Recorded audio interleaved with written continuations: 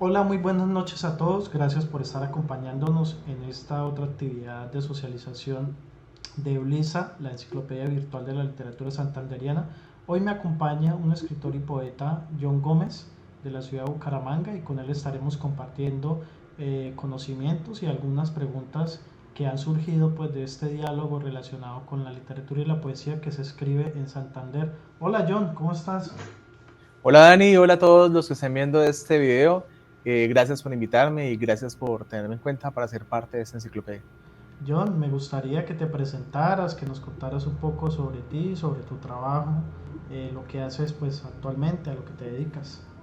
Bueno, soy magíster en filosofía de la UIS, soy escritor, también trabajo como docente, soy el director de varias iniciativas, una de ellas es Alterbox Media, que es un espacio cultural, digital también.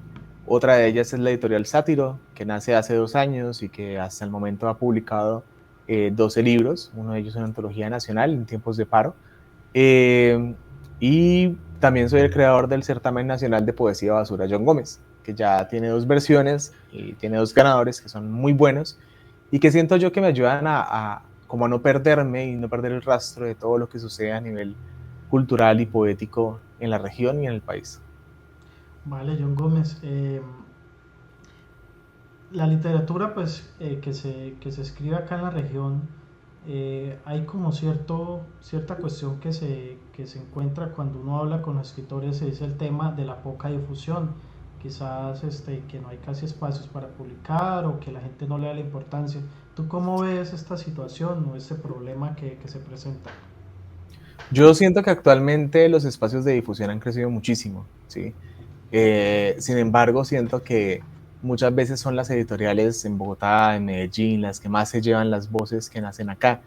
Sin embargo, pues siento que la facilidad para publicar actualmente ha permitido conocer muchas más voces. Siento que también los espacios ya no están tan cercados por la academia o por ciertos medios tradicionales y eso ha permitido que se pongan en contacto muchos autores y se vayan formando alianzas, vaya creciendo un poco la escena y se vaya proyectando mucho más. Y bueno, pues siento que también el espacio que abre la enciclopedia permite eso, ¿no? Permite tener un conocimiento un poco más amplio de cómo se mueve culturalmente la escena literaria en Bucaramanga y la región. Sí, bueno, tú lo decías, esta iniciativa es principalmente para darle a conocer a la gente, a los lectores, los nuevos autores, también como un espacio para que los escritores puedan publicar sus obras, ya sean cuento, poesía, novela o otro tipo de textos literarios. Eh, bueno, tú hablabas un poco sobre las editoriales independientes que pues actualmente representan un gran formato de lo que se escribe. O sea, no todo lo que se escribe en literatura va como a esas grandes editoriales o a las universitarias, sino también ya le están abriendo paso a estas nuevas publicaciones con otros editores, con otros formatos. ¿Cómo ves tú, digamos, ese trabajo y a los autores santanderianos que publican ahí? Bueno, hace un mes estuvimos en la primera feria de editoriales independientes en Bucaramanga, se realizó en Municipal. Hubo editoriales como el Laboratorio Creativo de Santander, como Pabellón 6, que es una editorial cercana a la librería de La Singla, que es una librería también independiente. Estuvo la editorial Terrames, estuvo Cínica Editorial, que es una editorial que nace aquí en Bucaramanga con cinismos en la UIS y que termina afianzándose en Bogotá. Y bueno, también estuvimos desde la editorial Sátiro y la editorial de Beatriz Vanegas, que es Corazón de Mango, que es una de las que pues como más fuerza ha tenido dentro de las editoriales independientes. Siento que eso ha permitido que muchos autores encuentren su voz, su espacio. Nosotros hemos publicado autores como Felipe Medina, como Angie Gaona, como Daniel Morales. Tenemos una antología nacional.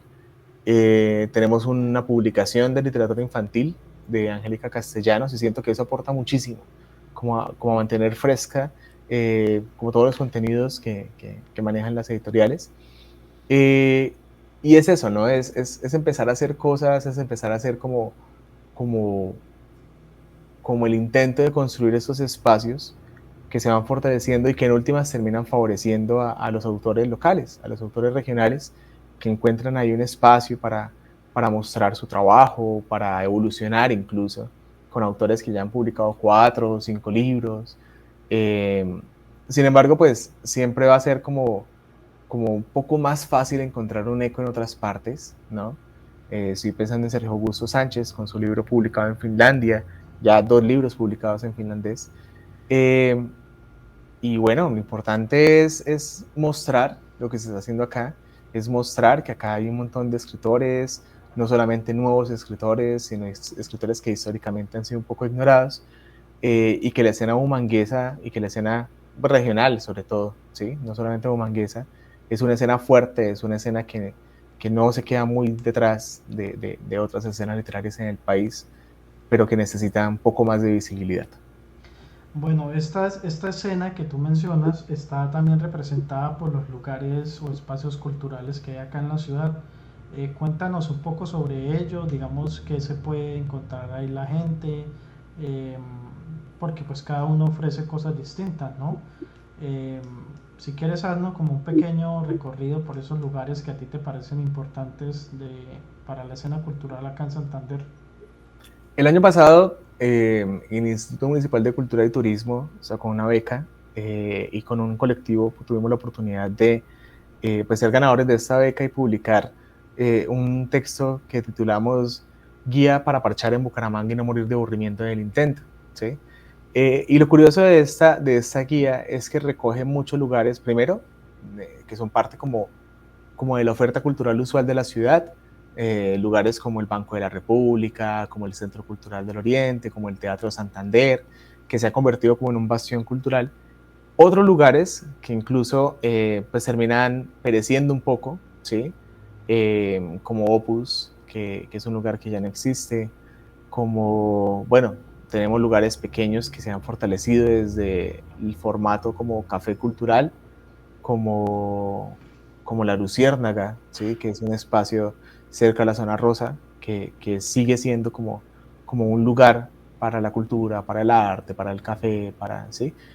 Un espacio que de alguna manera trata de posicionar en la ciudad eh, como esta oferta que alguna vez también representaba el café converso y que fue quedando en el tiempo, ¿sí? Eh, y bueno, esos lugares y esos sitios de interés cultural, desde el oficial o desde el independiente, también se mantienen, algunos perecen, otros nacen, y hacen que la escena cultural sea muy dinámica, ¿sí? Pienso mucho en Babayaga, que es un lugar que nace hace como 1 año, 2 años casi, eh, y es un lugar que se ha vuelto central en el proceso de estos grupos relacionados con la literatura, con su evento de micrófono abierto que reúne ya a muchos jóvenes escritores, de los cuales pues he tenido la oportunidad de conocer muy buenos escritores. Eh, y es entender que a pesar de que esta dinámica se dé de esta manera, de que digamos que esos lugares sean un poco intermitentes, la escena se mantiene, ¿sí? La escena cultural y sobre todo la escena literaria se mantiene, se proyecta, va buscando nuevos horizontes, ¿sí? Han llegado a estar en México con 2 libros publicados entre el año pasado y Luz Andrea Castillo, ¿sí? Que sigue siendo una autora relevante en la región, Andrea Cote Botero, que es una autora joven también relevante a nivel internacional, Fabián Martínez, que publica una novela, si no estoy mal, el año pasado y tiene pues un eco bastante grande gracias a la escena cultural y literaria en Bogotá. Y bueno, como que las cosas se van formando y lo que queda ahí en el medio es como la necesidad de que haya un registro, ¿sí? De todo lo que se ha hecho y mostrar que es una región que tiene mucho para decir y que busca constantemente la manera de decirlo. Sí, muy bien lo que dices. Creo que a veces no es cuestión de que no haya oferta o que la gente acá no esté escribiendo, sino que de pronto no se difunde lo necesario y la gente no tiene el acceso a este tipo de literatura, ¿no? Pero haciendo ese recorrido, sí hay lugares en la ciudad y sí hay autores, ¿no? Que están publicando cosas incluso actualmente. Entonces, un poco la invitación es esa, ¿no? A buscar eh, esos autores, a estar pendiente de ellos, y a través de Blisa pues brindar esa ventana o esa puerta de entrada para que los lectores puedan encontrar una pequeña parte, ¿no? Y la idea es seguir siguiendo alimentando este portal para que pues el día de mañana llegue a ser un referente de lo que se escribe en el departamento, ¿no? También algo muy importante que me parece resaltar es la recuperación de autores que ya fallecieron, autores que llevan mucho tiempo sin ser reeditados, pero que su obra se mantiene en el tiempo, ¿no? Como Zárate Moreno, Tomás Vargas Osorio, Elisa Mujica, eh, Pedro Gómez Valderrama, ¿sí? Y otros autores que, digamos, desde el siglo XIX publicaron cosas y que por un u otro motivo pues han caído en el olvido. Quizás salvo las publicaciones que ha hecho la UIS para recuperar a estos autores, no tenemos nada más, ¿sí? Es como muy poco lo que se encuentra. Entonces también Eblisa busca ser como ese lugar o ese espacio para la recuperación, para la investigación de estos autores que pues están ahí en algún archivo están, ¿sí? Entonces eso también es otra iniciativa que tenemos nosotros.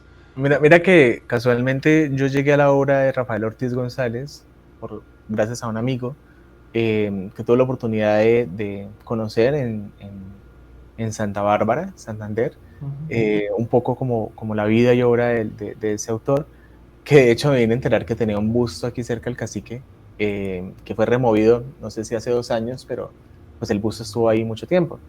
Y pues es un autor coetáneo a poetas como Laura Victoria de Sota, Boyacá, que es una poeta que me gusta mucho. Y pues la verdad no he visto obras cercanas, reeditadas, de un autor que realmente uno llega a él más que todo por un ejercicio de arqueología literaria. También me encontré un libro de segunda, no recuerdo cuándo y no recuerdo de quién, pero me parecía muy interesante porque es un autor que publica un libro que trae como 8 poemas y 6 cuentos. ¿Sí? Es como un antecedente de los años 60 de la plaquette como espacio para la literatura.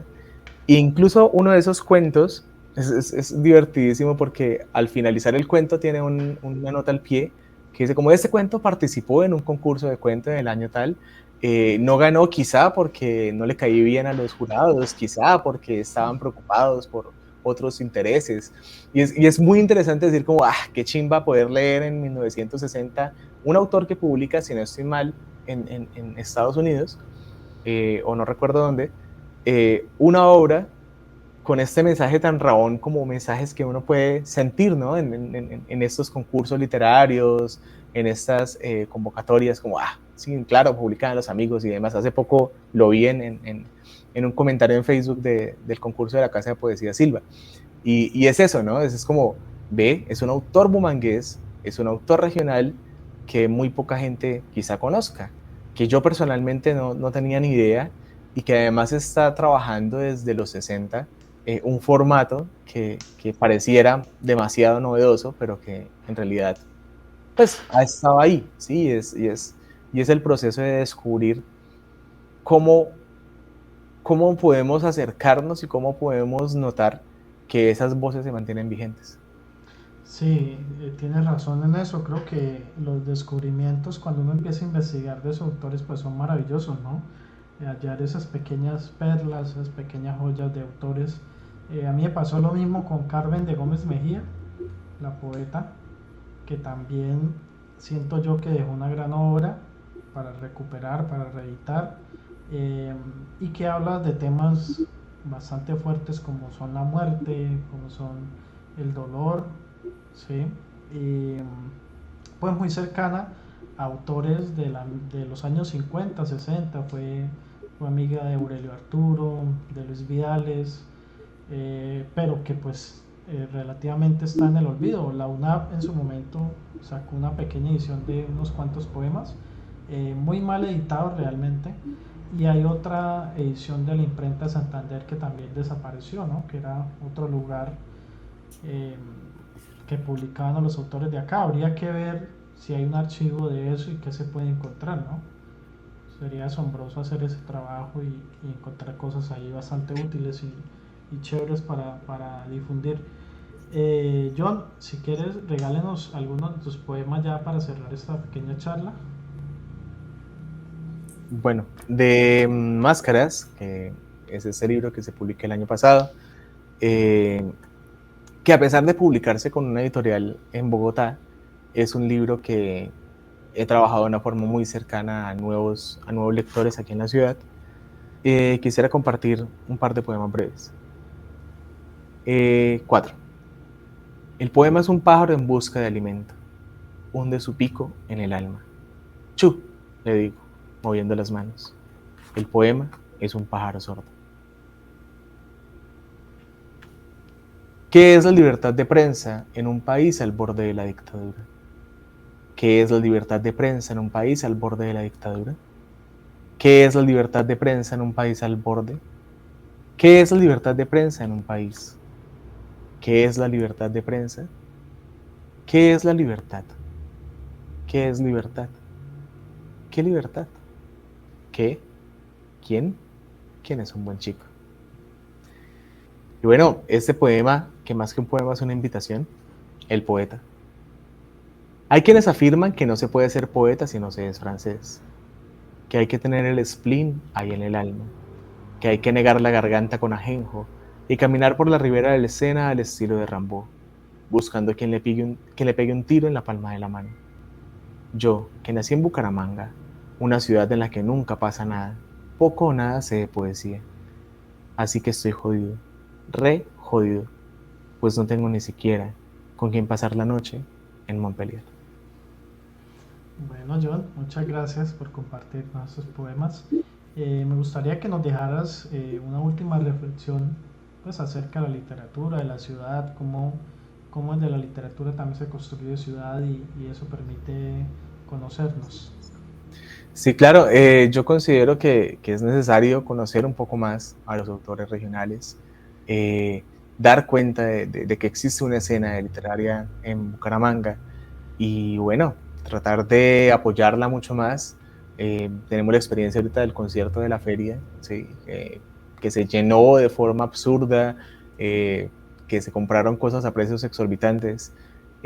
Bueno, y quién va a los recitales, quién va a los eventos culturales. Y es un poco dar cuenta de eso, ¿no? Como dejar de tenerle el miedo a lo independiente, como dejar de tenerle el miedo a lo cultural y aprovechar la ciudad, aprovechar que es una ciudad que se puede caminar muy fácilmente. De hecho, la guía para parchar en Bucaramanga es una historia que se construye caminando desde la Casa del Libro Total, bueno, y el Banco de la República hasta la Singla. O sea, todo es una ciudad que se camina en una noche y bueno, pues cuántos eventos no se pueden disfrutar en la noche.